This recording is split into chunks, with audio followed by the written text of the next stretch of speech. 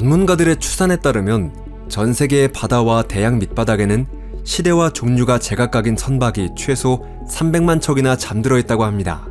선뜻 믿기 어려울 만큼 엄청난 숫자지만 실제로 셀 수 없이 많은 배가 침몰 사고로 바닷속에 가라앉아 왔다는 것은 부정할 수 없는 사실이죠.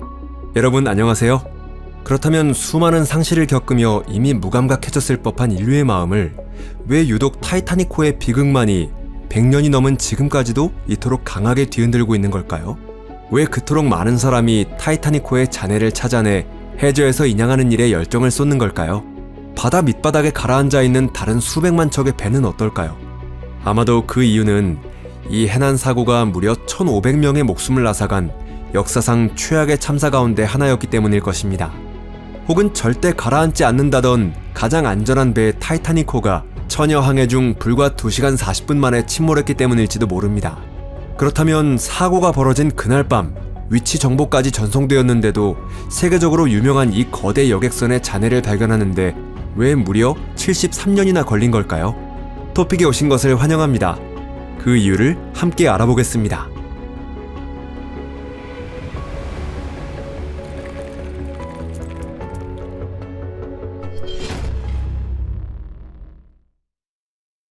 수색의 역사. 20세기 초를 대표하는 거대 여객선 가운데 하나였던 타이타닉호의 침몰은 지금까지 수없이 이야기되고 영상으로도 제작되었기 때문에 여기서 다시 설명하진 않겠습니다. 다만 짚고 넘어가자면 해양 사상 최대 규모의 충격적인 비극인 이 사고는 1912년 4월 14일 늦은 밤부터 15일 새벽 사이에 일어났습니다. 그날 밤 호화 여객선 RMS 타이타닉호는 북대서양에서 빙산과 충돌했죠. 충돌한 지 채 3시간도 지나지 않아 타이타닉호는 1,500명이 넘는 사람들과 함께 바닷속으로 가라앉았습니다. 당시 배는 사우스햄프턴과 뉴욕 중간을 지나 캐나다 뉴펀들랜드 해안에서 약 350해리 떨어진 해상에 있었죠. 이처럼 전 세계적으로 대대적인 보도가 이어진 대참사였다면 침몰 지점을 손쉽게 찾아내 선체를 인양하고 희생자들을 육지에 정중히 안장할 수 있었을 거라고 생각하기 쉽습니다. 실제로 사고 직후부터 곧바로 선박 잔해에 대한 수색이 시작되었고 희생자들의 가족과 동포들 역시 사랑하는 사람을 찾아 정성껏 장례를 치르고 싶어 했죠. 하지만 누구도 그 방법을 알지 못했습니다. 오늘날에는 GPS를 사용하면 자신의 위치를 수미터 단위의 정확도로 파악할 수 있는데요.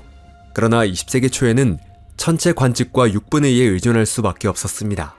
따라서 당시에 전송된 좌표가 완벽하게 정확하기를 기대하는 것 자체가 불가능했죠. 게다가 좌표가 전송된 것은 한밤중이었고 현장은 극심한 혼란과 공황 상태에 빠져 있었습니다. 오차가 발생하는 것은 피할 수 없는 일이었죠. 당시에는 대수롭지 않아 보였던 10에서 15해리의 오차만으로도 수색 범위는 수백 제곱킬로미터나 넓어졌습니다.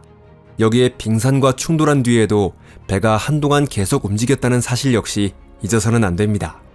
또한 해류의 영향으로 선박의 잔해도 상당한 거리를 계속 떠다녔죠. 그럼에도 사고가 발생한 지 며칠 안에 여러 척의 선박이 사고 해역으로 파견되었습니다. 다만 이들의 주된 목적은 선체를 발견하는 것이 아니라 생존자를 수색하고 희생자의 시신을 수습하는 것이었습니다. 수색선들이 도착했을 때는 이미 구조작업이 끝난 뒤였고 발견된 생존자들은 모두 카르파티아호에 의해 구조된 상태였죠. 수색대는 희생자들의 시신 가운데 일부를 발견해 인양하는 데에는 성공했습니다. 하지만 선박의 잔해가 수 킬로미터 깊이의 심해에 가라앉아 있다는 사실이 밝혀지자 이후 작업에 대한 관심은 급속도로 식어갔습니다.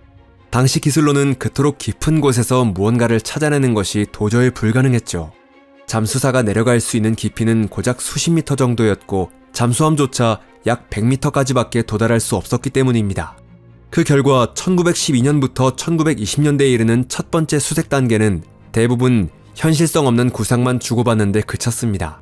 모험심 넘치는 일부 사람들은 특수 강철 케이블을 연결한 거대한 자석을 이용하자는 아이디어를 신문 등을 통해 발표했습니다.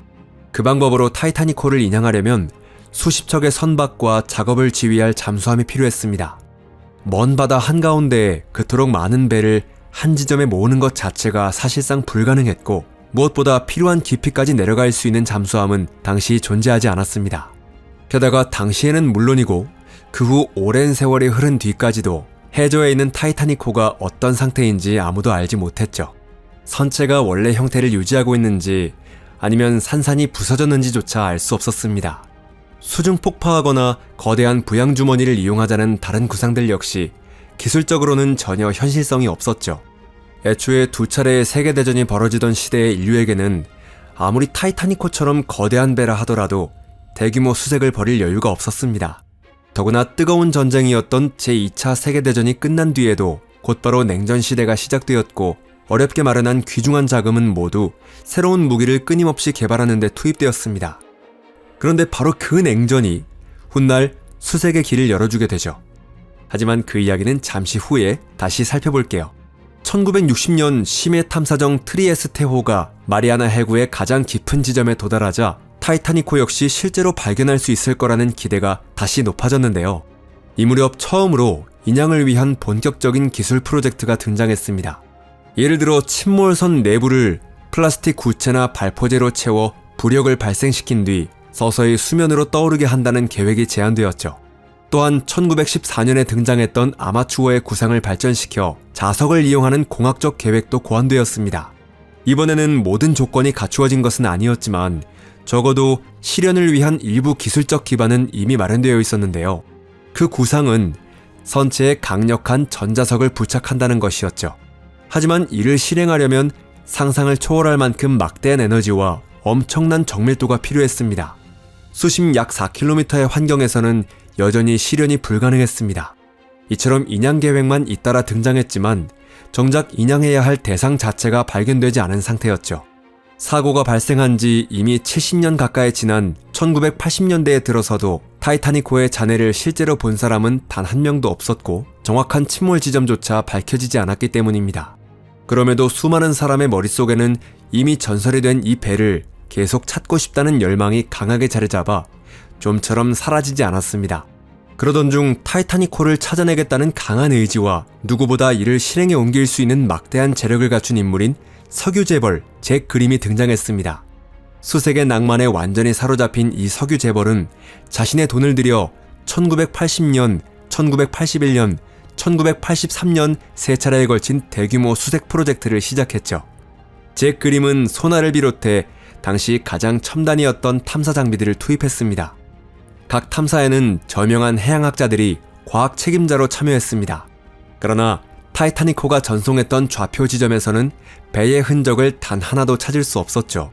소나를 이용해 말 그대로 수백 제곱킬로미터에 달하는 해저를 샅샅이 훑었지만 타이타닉호의 흔적은 끝내 발견되지 않았습니다. 다만 한 차례의 탐사에서는 소나 화면에 배의 스크루처럼 보이는 물체의 흐릿한 영상이 나타났죠. 그림 본인은 그것이 배의 스크루라고 확신했지만 탐사를 이끌던 해양학자들은 그의 주장에 동의하지 않았습니다. 흥미롭게도 그것은 정말로 스크루였을 가능성이 있죠. 그 지점에서 불과 약 200m 떨어진 곳에서 훗날 타이타닉호의 잔해가 발견되었기 때문입니다. 냉전이 가져다준 뜻밖의 선물. 행운을 타고난 사람처럼 보였던 대부호 잭 그림은 놀라울 정도로 운이 따라주지 않았는데요. 그의 마지막 탐사가 끝난 지 불과 2년 뒤에 밝혀진 사실이지만 그들이 수색하던 해역은 실제 타이타닉호의 침몰 지점에서 그리 멀지 않은 곳이었습니다. 그림의 팀에 부족했던 것은 조금 더 정밀한 수색 방식과 소나 정보에 대한 고도의 분석, 그리고 무엇보다 선체가 분리되었을 가능성을 염두에 두고 개별 잔해를 찾겠다는 발상이었습니다. 반면 미국의 로버트 발라드와 프랑스 해양학자 장 루이 미셸이 이끄는 탐사대는 처음으로 올바른 방식을 채택했죠. 선체 전체를 찾는 것이 아니라 잔해가 흩어진 구역을 찾아내는 방식이었습니다. 물론 발라드와 미셸이 자비로 탐사 비용을 부담한 것은 아니었습니다. 이들의 탐사에는 전화위복이라는 표현이 정확히 들어맞을 거예요.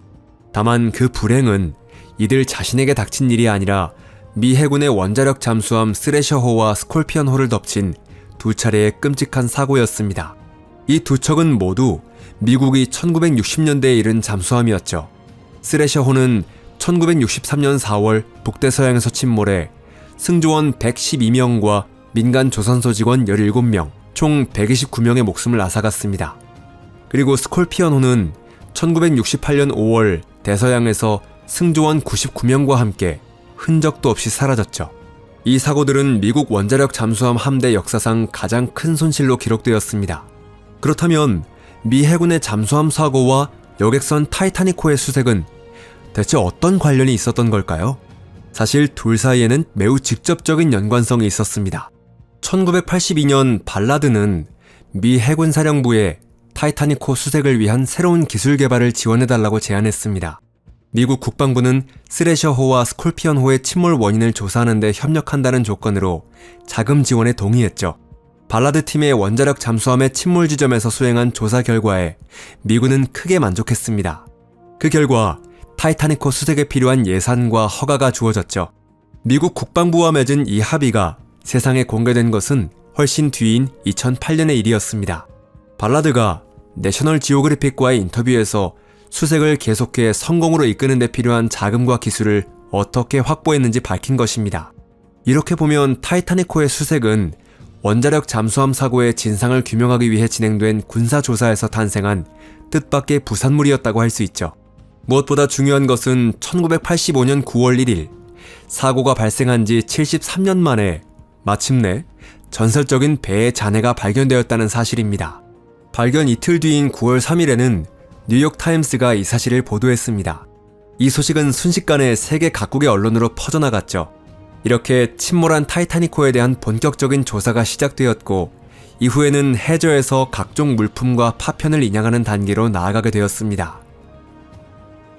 수색은 왜 이렇게 오래 걸렸을까?